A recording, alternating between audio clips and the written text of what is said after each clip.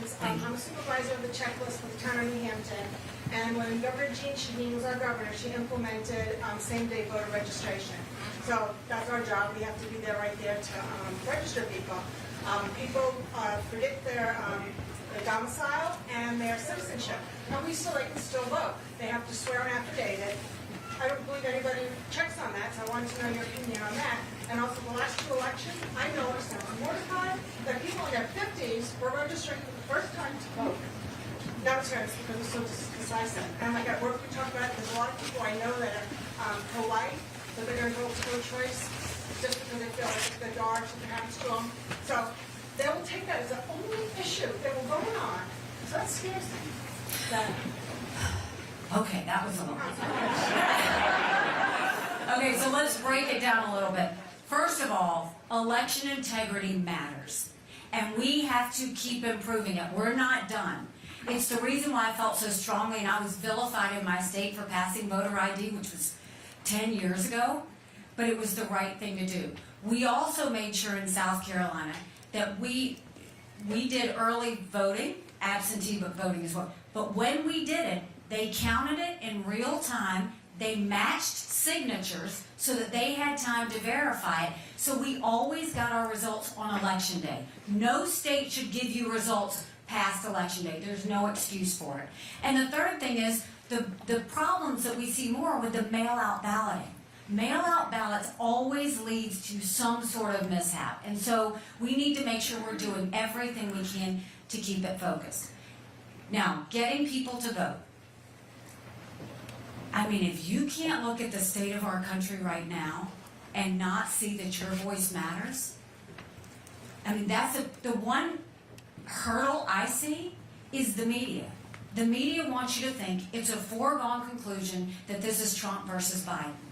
But 75% of Americans have said they don't want a Trump-Biden rematch. So don't let the media tell you what they're going to do. I trust Americans to get this right. I trust Granite Staters to fight for their freedoms and their country. I know you'll do it. I trust Iowans to do it. I trust South Carolinians to do it. I don't trust the media.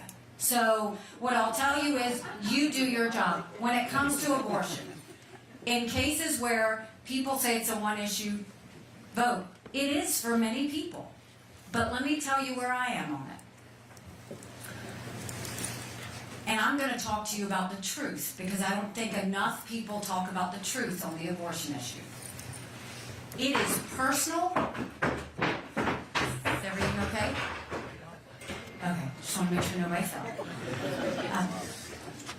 Abortion is a personal issue for every woman and man in America. Personally, I am unapologetically pro-life. Not because the Republican Party tells me to be, but because my husband was adopted. And I had trouble having both of my children. So I am surrounded by blessings. Having said that, I don't judge anyone for being pro-choice any more than I want you to judge me for being pro-life. So let's look at how we got here. Prior to 1973, you had 46 state laws on abortion. And in 1973, you had unelected justices throw out those 46 state laws and say we're going to have abortion anytime, anywhere, for any reason. Now a wrong has been made right.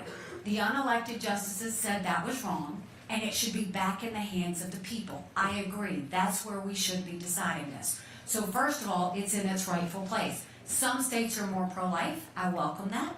Some states have gone more on the choice side. I wish that wasn't the case, but the people decided. But when you talk about a federal bill, which is what they're talking about in this presidential election, this is where they're not telling you the truth. The only way to pass a federal law is if you have a majority of the House, 60 Senate votes, and a signature of a president. We haven't had 60 Republican senators in 100 years.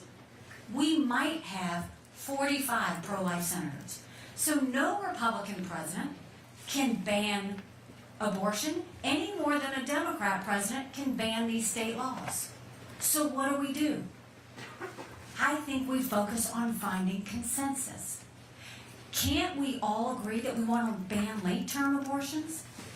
Can't we all agree that we want to encourage adoptions and good quality adoptions? Can't we all agree that doctors and nurses who don't believe in abortion shouldn't have to perform them? Can't we all agree that contraception should be accessible? And can't we all agree that no state law should say if a woman gets an abortion, she's going to jail or she's getting the death penalty? Let's just start there. Let's start there.